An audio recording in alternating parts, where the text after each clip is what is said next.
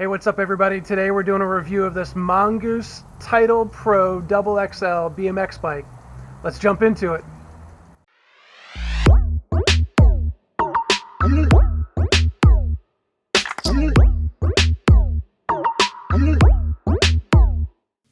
To start off with this review, this is the 2019 model of the Mongoose Tidal Pro XXL BMX bike. This is the longest version of this entry-level BMX bike that you can buy, and it is suitable, as mentioned, for those that are 6 foot and above. I'm 5'10", 175 pounds at the recording of this video, and this bike fits me great.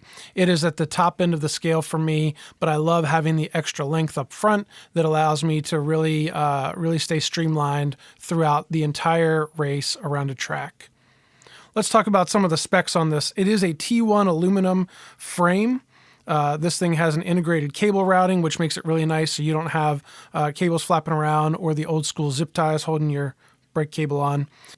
The cranks are 3-piece chromoly cranks. They are 175 millimeter crank arms. They do have a 44 tooth chainring, which we will talk more about in a minute. It does also have the Euro style thread-in bottom bracket, which means that the bearing cups actually thread into the frame housing. This is a 68 millimeter shell with 8 spline axle. The rims, the wheel sets, if you will, the wheels are unsealed hubs on 32 spoke in the front, 36 spoke in the rear, and they are mounted to some double wall aluminum exposure infinity rims. It came with some basic plastic nylon pedals, a standard entry-level aluminum linear pull brake set. It does have the Mongoose threadless 50 millimeter stem on it, and a threadless sealed headset. So enough of the basic specs. Let's look at some of these numbers on the size of this bike before we get into how this thing rides.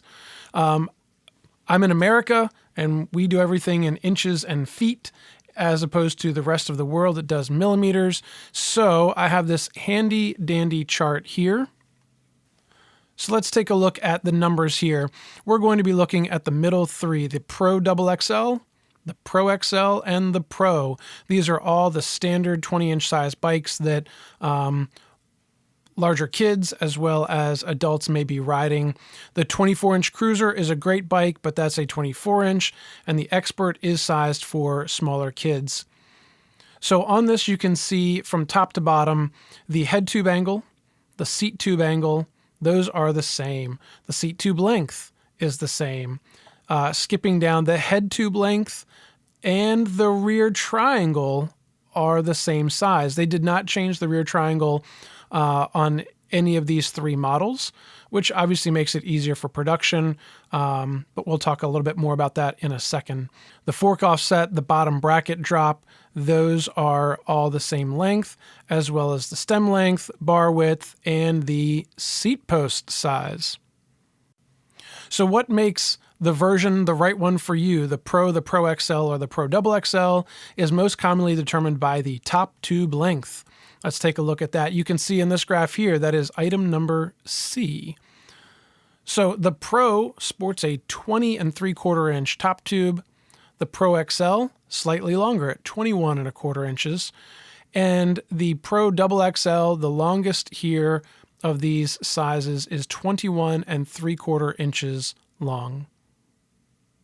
So Mongoose really did a great job of putting together an entry-level bike that comes with some great components to get you back onto the track. Maybe it's your first time. Maybe you're like me and you haven't ridden around a track in 20 years on a BMX bike. And so this can be your first opportunity to get right back into it, pick up where you left off, and feel like you're 15, 16 years old again. For me, this bike did great. I kind of gave it a good riding for the first 3 weeks before it got super cold outside. And I got pretty dialed in on that. We got some videos here of me kind of jumping around the local track in some different areas. Took it over some rhythm sections, over some doubles, over some step ups, had to really get some power down to get the distance and length on some of these jumps, and it handled everything really well. So the bars felt great. I do like a narrower bar, so I did cut 3/4 of an inch off of each side of my bars just to trim them down, but the bars feel great. The stem, the forks, the front end, the wheel sets, those things have been phenomenal. After the first 2 weeks of riding, I did have to give the back wheel a little true up just because the brakes are a little picky and it was rubbing a smidge. So just kind of normal maintenance after riding. The cranks have felt great. They've been pretty solid. And the frame itself really is top notch, especially with the price point that this bike is at. Now, with any good entry-level bike, no matter how good it is, there are still some things that are left to be desired and some things that I've already changed. So let's jump into those. First is the sprocket. You can see here, this is the factory. It's a cheaply stamped 44-tooth sprocket. You can see where it bent, actually, just from where the crank arm attaches into that hole.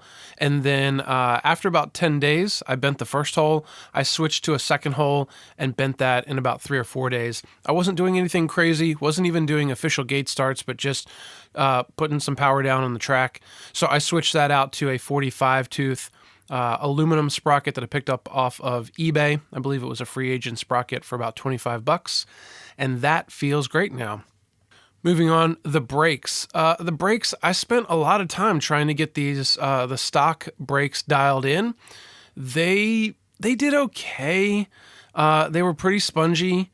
You know, they would stop eventually, but I was having to, even with them tuned well, I was having to pull the brake lever all the way to my knuckles before it would actually lock onto the wheel.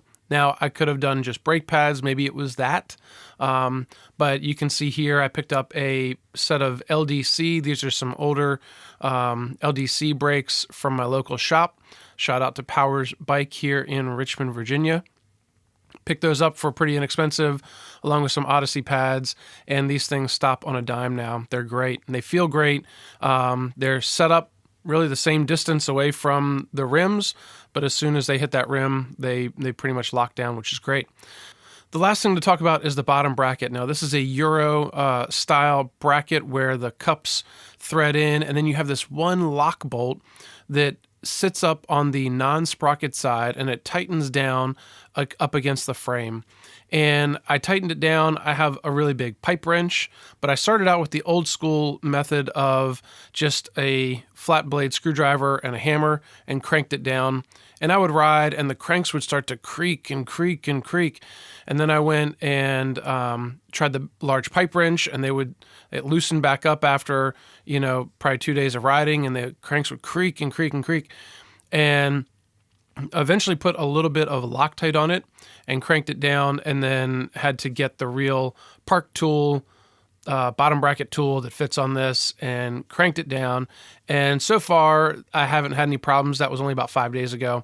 But anyway, that thing is just something that's been kind of hindering me, and I've not really wanted to over tighten it, but I've never also dealt with this style bottom bracket because I raced old school stuff.